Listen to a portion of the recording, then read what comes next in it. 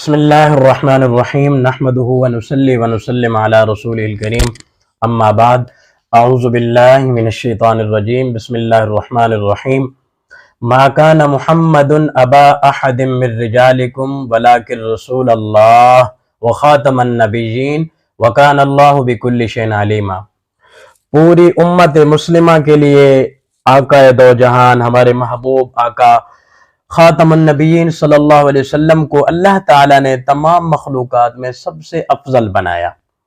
اور آپ جیسی ہستی نہ پہلے کبھی آئی ہے نہ قیامت کی صبح تک آئے گی۔ آپ سے محبت کرنا، آپ کے مقام و مرتبہ کا دفاع کرنا، آپ کے تاج ختم نبوت کا تحفظ کرنا ہر مسلمان کا اولین فریضہ ہے۔ تو آج تاریخ ہے 15 مارچ سن 2025۔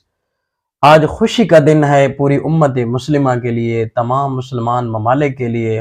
بالخصوص پاکستانیوں کے لیے، جہاں بھی وہ بس رہے ہیں، پاکستان میں ہیں یا پاکستان سے باہر کسی بھی ملک میں ہیں، ان کے لیے بڑی خوشی کا دن ہے کہ آج 15 مارچ کو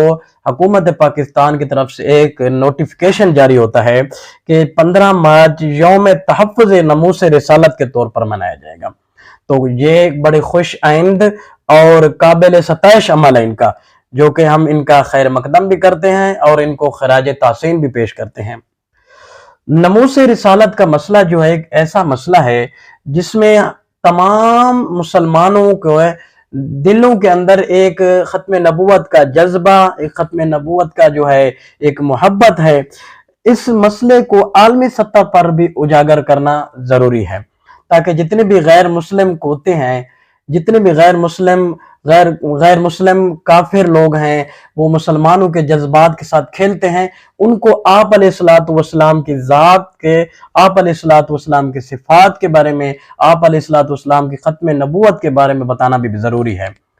ہر دور میں ختم نبوت پر بہت بڑا عمدہ کام کیا گیا،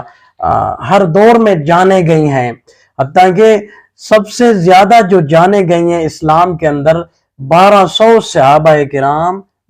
صحابہ کرام جو عالم تھے، قاری تھے، انہوں نے ختم نبوت کے ایشو پر جانے دی ہیں۔ ہر دور میں ہمارے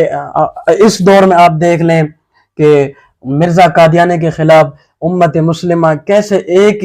یکجہتی کے ساتھ ہر میدان میں نظر رہی ہیں۔ حضرت مولانا مفتی محمود رحمۃ اللہ علیہ جیسے اسمبلی میں گرج رہے ہیں، اسی طرح آج بھی حضرت مولانا اللہ وسائع صاحب حافظ اللہ تعالی، وہ بھی انہوں نے دن رات کر کے ختم نبوت کے مسئلے کو اجاگر کیا ہوا ہے۔ ہمیں چاہیے کہ کوئی بھی پلیٹ فارم ہو، ہمیں میسر ہو، تو ہمیں سب سے پہلے آقا دو جہان سرور کائنات محبوب عالم صلی اللہ علیہ وسلم کی ختم نبوت کو اجاگر کرنا چاہیے۔ یہ ہمارے ایمان کا حصہ ہے۔ اللہ ہم سب کو اللہ ختم نبوت کا صحیح معنی محافظ